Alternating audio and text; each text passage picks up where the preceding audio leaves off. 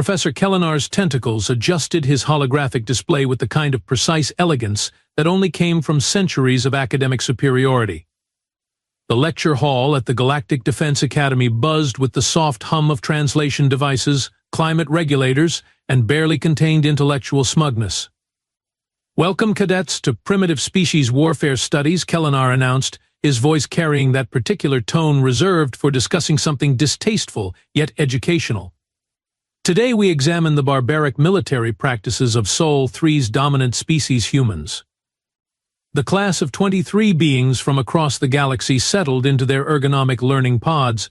Zephon, a massive four-armed Thrakari, cracked his knuckles in sequence while reviewing his notes. The sound echoed like gunshots in the pristine chamber. "Professor," Quill interrupted, her telepathic tendrils twitching with curiosity, "surely you don't mean to suggest these humans pose any actual threat to civilized warfare doctrine?" A ripple of amused clicking, chirping, and harmonious laughter filled the room. Nyx, whose translucent Voltani form sparkled with internal light, practically glowed brighter with mirth. "Oh, my dear Quill," Kellenar's tentacles waved dismissively, "absolutely not. These creatures represent everything our galactic civilization has evolved beyond. Violence without honor, tactics without dignity, warfare without any semblance of proper military etiquette." He gestured toward the main display, where archived footage began playing. The images showed human soldiers in crude, camouflaged uniforms, carrying what appeared to be metal tubes that expelled small projectiles through chemical explosions. "Observe their primitive projectile weapons," Kellenar continued, zooming in on an assault rifle. "While we've mastered plasma harmonics and quantum disruption fields, these beings still rely on accelerated metal fragments. It's almost quaint, really." Zephon raised two of his four hands. "Professor, how do they even aim those things?" "There's no neural interface, no predictive targeting algorithms. Do they just point and hope?" "Precisely, Cadet Zephon. They use optical sight alignment and, I kid you not, manual trajectory calculation. Some even rely on instinct." The last word dripped with academic disdain. The class erupted in scandalized gasps and incredulous whistles. Vara, a serpentine Koilani whose species communicated through pheromone releases, actually shed her skin slightly from shock. "But surely," Nyx interjected, her voice chiming like crystal bells, "their command structure follows some form of tactical protocol. Even primitive species must have basic strategic frameworks." Kellenar's expression grew even more condescending, if such a thing were possible. "Oh, they have strategies, all right. Watch this." The display shifted to show grainy combat footage. Human soldiers were scattered across a battlefield, taking cover behind debris, moving in seemingly random patterns, shouting incomprehensible orders at each other. "Notice the complete lack of formation discipline," Kellenar pointed out with obvious glee. "No synchronized movement patterns, no harmonic battle frequencies, no proper tactical formations whatsoever. They actually hide behind obstacles and shoot at enemies they can't even see properly." "How wonderfully inefficient," murmured Kex, a crystalline being whose faceted head rotated to get a better view. "Do they at least follow the galactic rules of engagement? Proper challenge protocols? Honor duels between commanding officers?" The professor's tentacles practically danced with amusement. "Rules of engagement? They have something called guerrilla warfare. They hide, ambush, retreat, and attack supply lines. They target infrastructure, disrupt communications, and brace yourselves, they actually camouflage themselves to look like the environment." The horror on his students' faces was palpable. Several aliens made gestures equivalent to crossing themselves, while others muttered prayers in their native languages. "Next week," Kellenar announced with obvious relish, "we'll examine their most egregious violations of civilized combat doctrine. I've obtained classified footage from the recent Terran hegemony conflict. You'll see firsthand why the Galactic Council classified their entire military methodology as crimes against tactical sensibility." The lecture hall's automated doors whispered open just as Kellenar was warming up to his favorite topic of human tactical inadequacy. Every head, tentacle, and sensory organ turned toward the entrance, where a figure stood silhouetted against the corridor's bright lighting. "Ah," Kellenar's voice carried a note of barely concealed irritation. "You must be our special exchange student." The figure stepped into the room, and 23 pairs of alien eyes took in what could only be described as the most unremarkable being they'd ever encountered.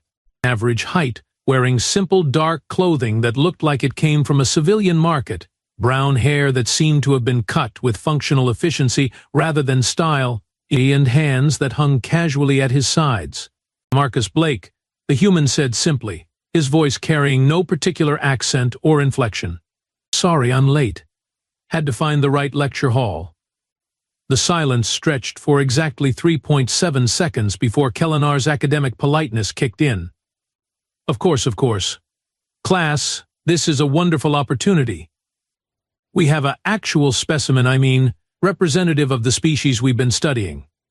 Kellenar's tentacles gestured enthusiastically. "Please, Marcus Blake, take any available seat." Marcus nodded and moved toward the back of the room, passing rows of staring aliens. His footsteps made soft sounds against the polished floor, completely ordinary, and somehow that ordinariness made him even more fascinating to observe. Quill leaned toward Zephon, her telepathic whisper barely audible. "He looks so normal. Are we sure this is the same species that caused all that tactical chaos?" "Maybe he's defective," Zephon whispered back, all four arms crossing in contemplation. "I expected something more feral." Nyx's crystalline form sparkled with suppressed amusement. "Look at those clothes.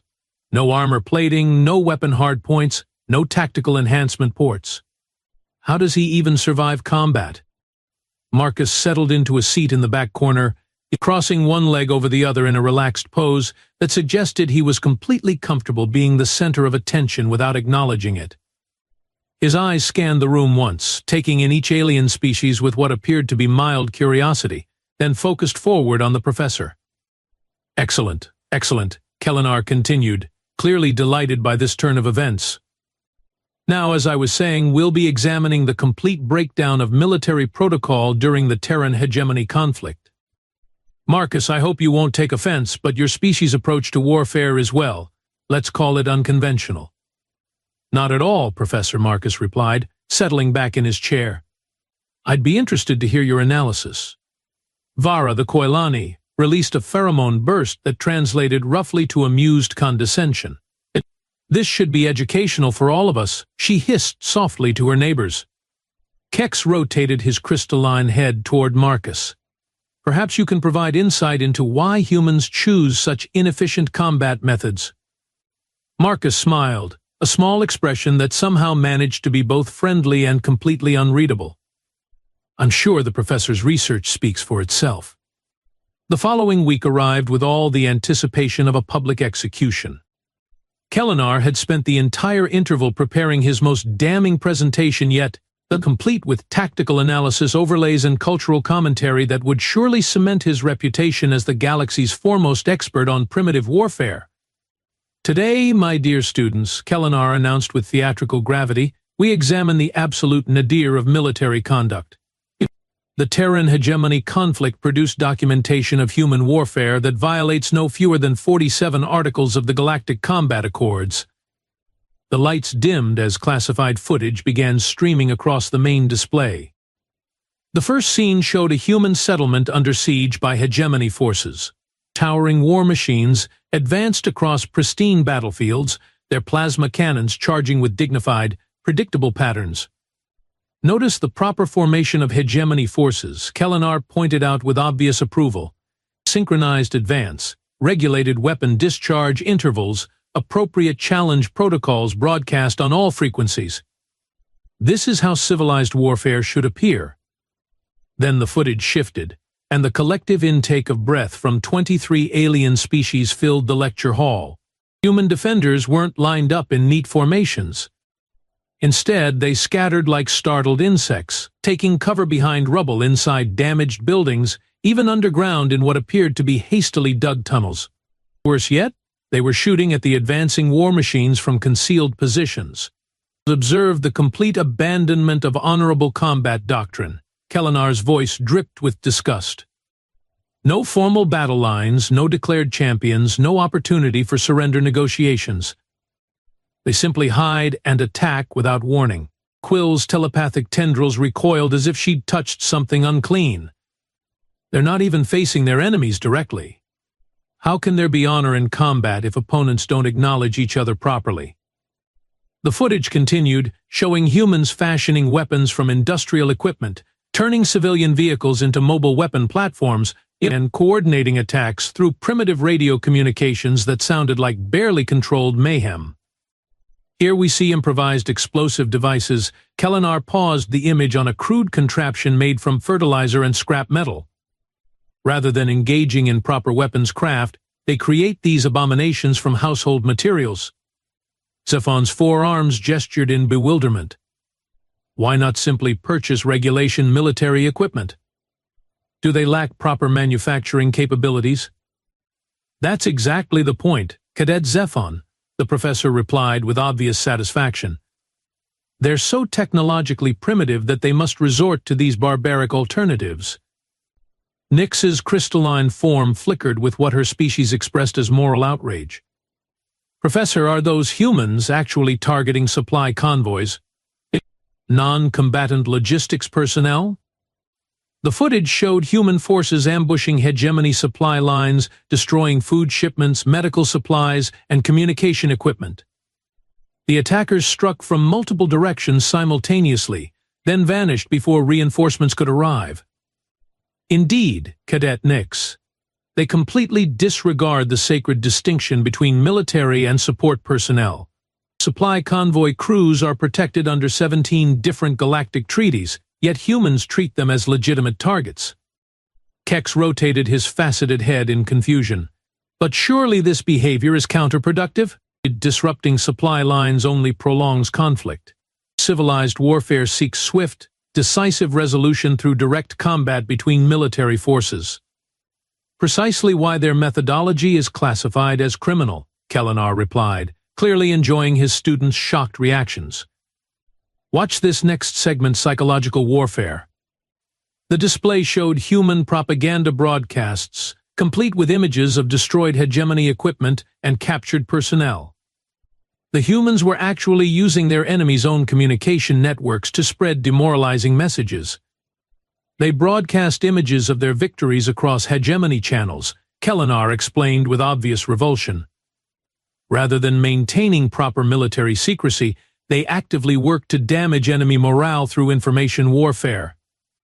Vara released a pheromone burst that roughly translated to moral contamination detected. How can combat have meaning if psychological manipulation replaces honest military prowess?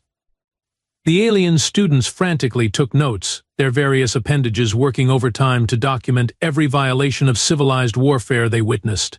Several beings made cultural gestures indicating gratitude for their own species' evolved military ethics.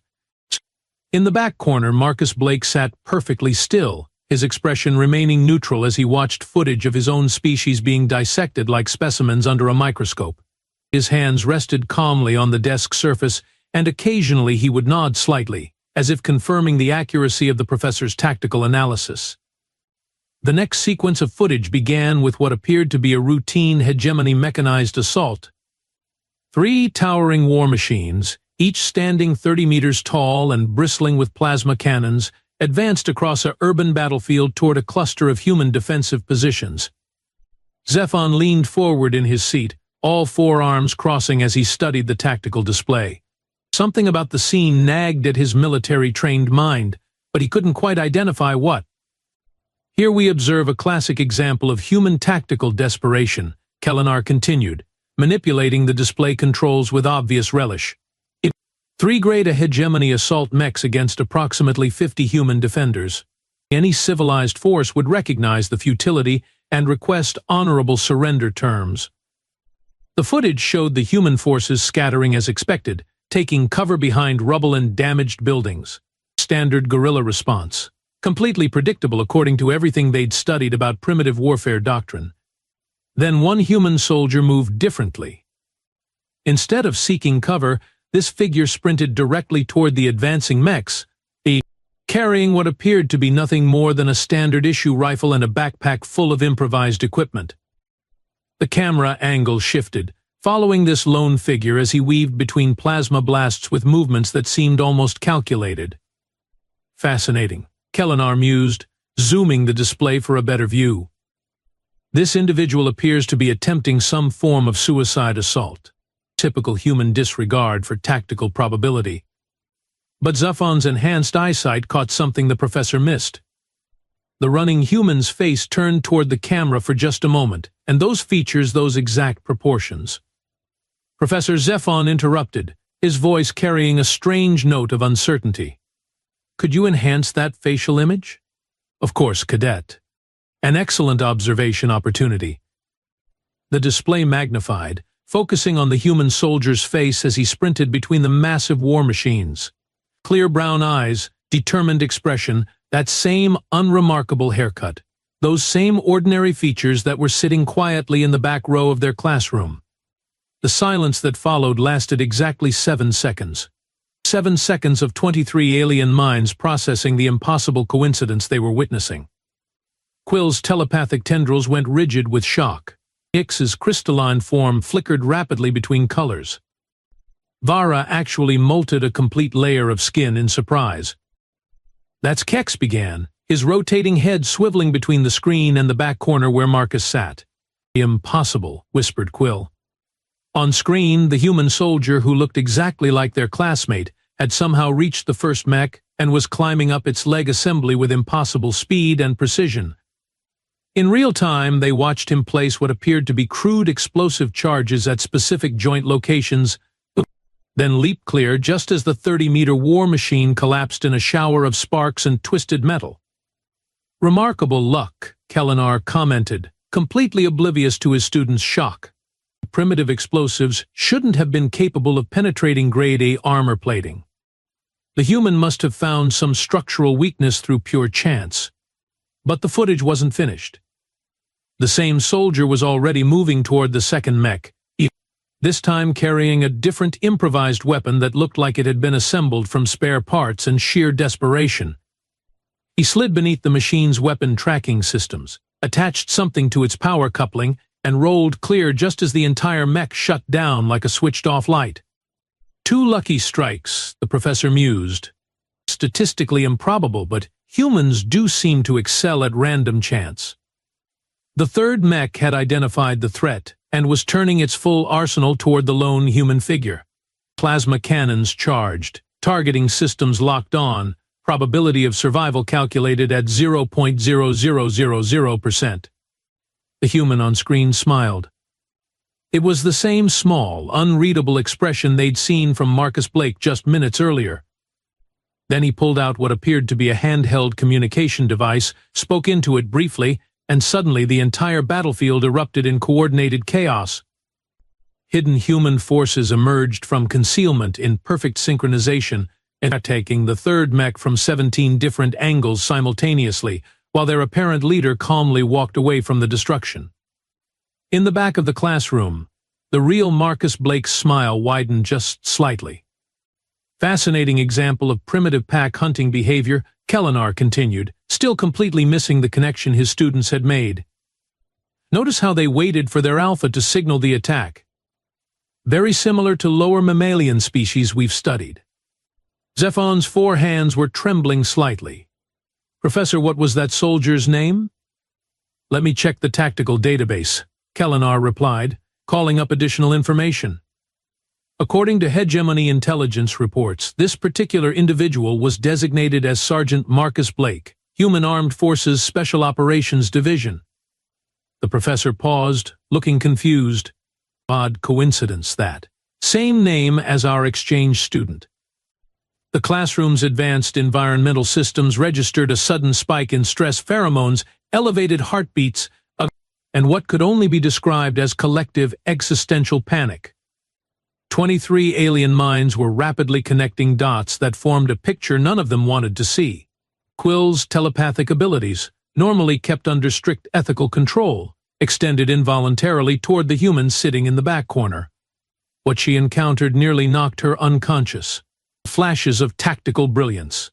Split-second decisions that saved thousands of lives. The systematic analysis of 17 different alien species combat weaknesses.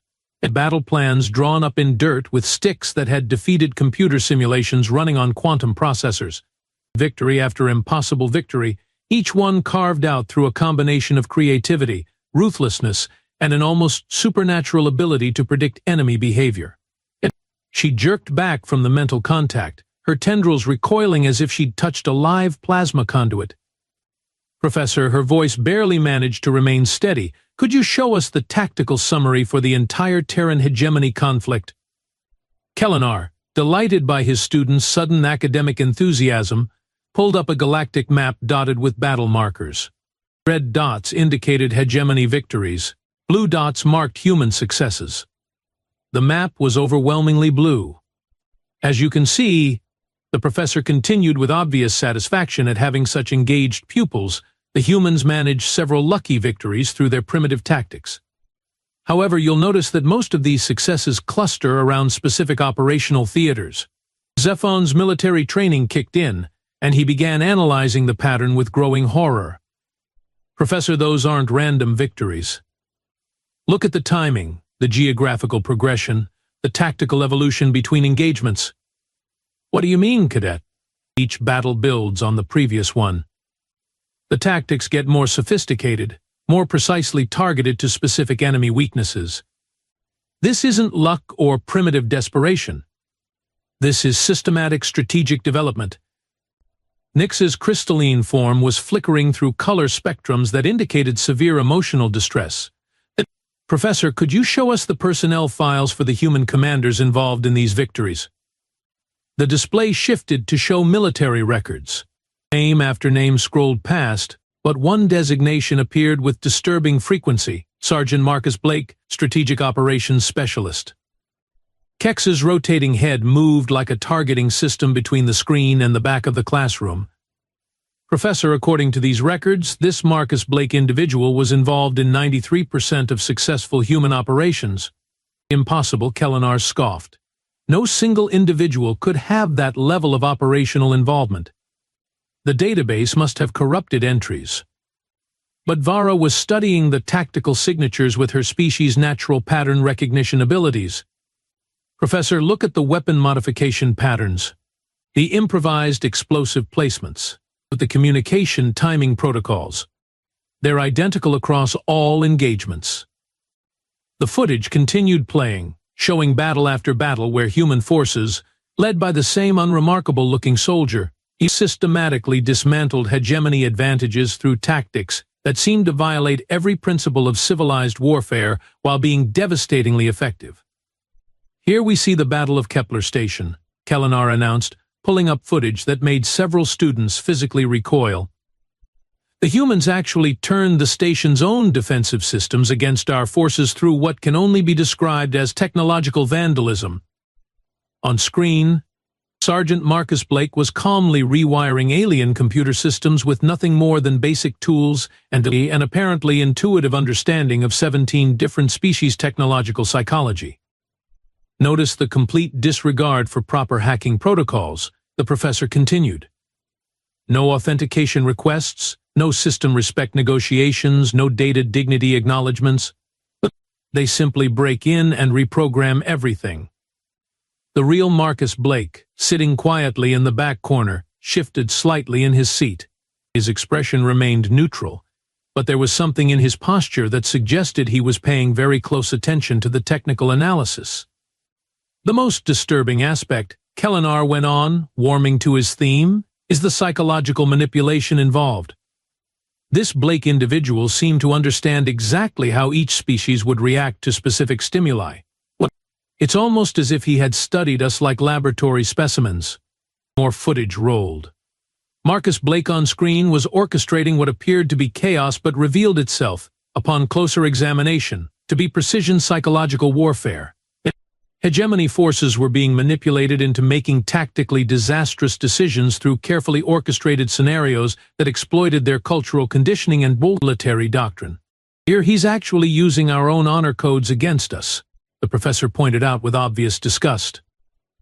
He challenges a hegemony commander to single combat, then has snipers eliminate the officer during the formal combat declaration. Completely barbaric violation of engagement protocols. Quill couldn't stand it anymore. Professor, what was the final casualty count for the Terran hegemony conflict? Kellinar's tentacles stopped moving. Well, that's classified. But since we're in an academic setting, the hegemony lost approximately 60% of its military assets and was forced to withdraw from the Terran system entirely. The silence that followed was deafening.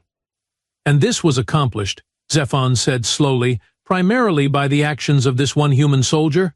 Among others, certainly, but yes, Sergeant Blake's operations were responsible for the majority of strategic defeats that led to the hegemony's withdrawal. The professor pulled up one final piece of footage, showing a human settlement celebrating victory. In the center of the celebration, Sergeant Marcus Blake was being decorated by his commanders, his face clearly visible as he accepted what appeared to be their highest military honors. This individual, Kellinar declared with obvious contempt, represents everything primitive about human warfare. Reckless, unpredictable, completely lacking in proper military courtesy. A prime example of how barbaric species approach organized conflict. From the back of the classroom came a quiet, measured voice. Actually, Professor, I think you've got the timeline wrong on that battle. Every sensory organ in the room focused on Marcus Blake as he stood up slowly, his movements carrying the same casual confidence they'd witnessed in the combat footage. The resemblance was no longer coincidental. It was undeniable. The Kepler station engagement didn't happen on Galactic Standard Day 2847. Marcus continued, walking toward the front of the classroom with unhurried steps. It was day 2849. I remember because we had to wait for the hegemony fleet to finish their formal challenge protocols before we could disable their computers. Professor Kellinar's tentacles froze mid-gesture. How could you possibly know such specific details? Marcus reached the front of the room and turned to face the class, that same unreadable smile playing across his features. Because I was there, Professor. I planned it. The silence stretched until Nix finally managed to whisper, "You're him. You're actually him." Sergeant Marcus Blake, Human Armed Forces Special Operations Division, he confirmed with a slight nod. Though I'm retired now. These days I prefer Professor Blake. Kellinar's worldview was cracking like poorly constructed armor plating. But you're so ordinary. Unremarkable. How could someone like you have defeated the most advanced military force in the galaxy? Marcus gestured toward the frozen battle footage on the display. That's exactly why it worked, Professor. You were so convinced of your superiority that you never considered we might actually understand you better than you understood yourselves. He walked over to the tactical display and manipulated the controls with easy familiarity. Every one of these so-called primitive tactics was specifically designed to exploit weaknesses in alien military psychology. The improvised weapons? We knew your forces would underestimate anything that didn't look properly manufactured. The guerrilla warfare? Your honor codes prevented you from adapting to asymmetric combat. Zephon's 4 arms hung limply at his sides. You studied us. For 3 years before the conflict even began, Marcus confirmed. We analyzed every species in the hegemony. Combat doctrine, cultural values, technological dependencies, psychological profiles. The war crimes Professor Kellinar described weren't violations of civilized warfare. They were precisely targeted psychological operations designed to make your forces defeat themselves. The professor's academic authority was evaporating like atmosphere from a breached hull. But the unpredictability, the chaos, the complete lack of proper military structure. Marcus smiled wider. Was carefully orchestrated to appear chaotic while actually following very specific strategic objectives. We let you think we were primitive because primitives aren't threatening, right up until they win. He turned back to address the stunned class, which brings me to why I'm really here. The Galactic Defense Academy has contracted me to develop a new curriculum. Advanced, unconventional tactics will be required coursework for all military cadets, starting next semester. The irony hit the room like a physical force. The alien species who had spent the morning studying human barbarism were now going to be taught by the human who had used that barbarism to defeat them. The first lesson, Marcus continued cheerfully, will be titled Why Your Enemy's Weakness is Your Advantage. Class begins Monday. 3 weeks later, the same lecture hall hosted a very different kind of class.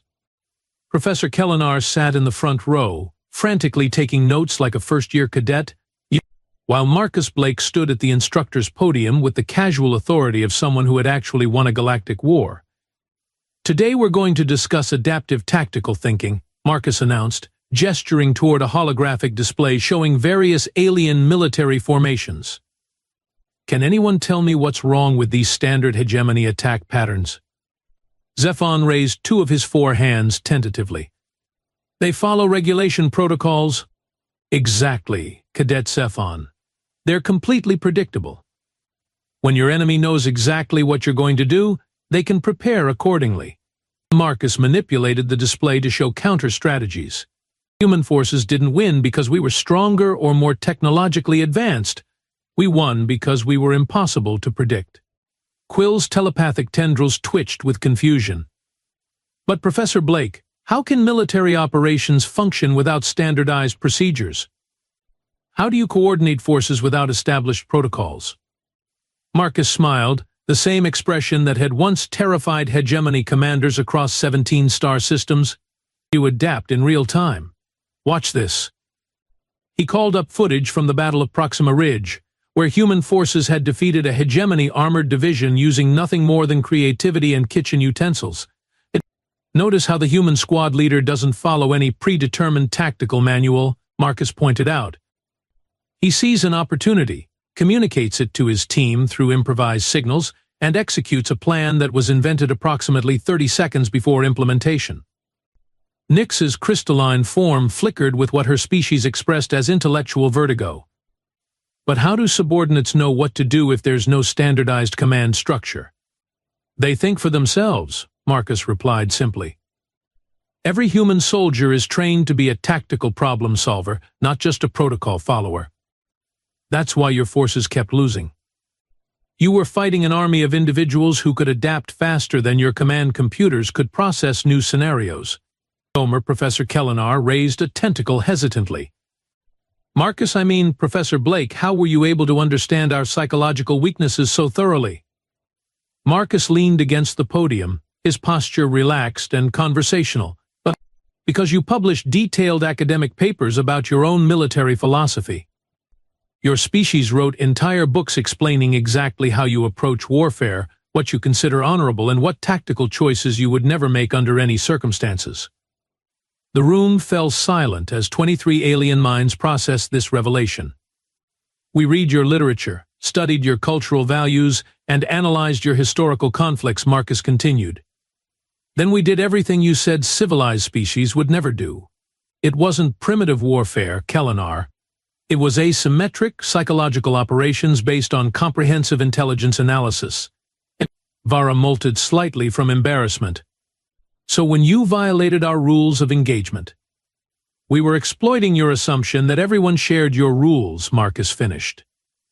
Your biggest weakness wasn't technological or tactical. It was intellectual arrogance.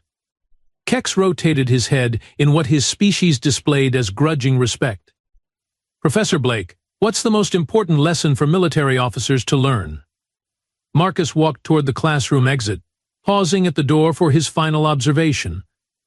Sometimes the best strategy is the one your enemy would never expect, because they've convinced themselves it's impossible, immoral, or beneath their consideration. He looked back at the assembled aliens, former enemies who were now eager students hanging on his every word. The moment you decide you're too civilized, too advanced, or too superior to learn from your opponents, you've already lost the war. Class dismissed. As the door closed behind him, 23 of the galaxy's most advanced species sat in contemplative silence, finally understanding that evolution wasn't always about becoming more complex. Sometimes it was about becoming more adaptable. In the hallway, Marcus Blake smiled to himself and headed toward his next class, Psychological Warfare 101, understanding your enemy better than they understand themselves. The galaxy was about to become a much more interesting place.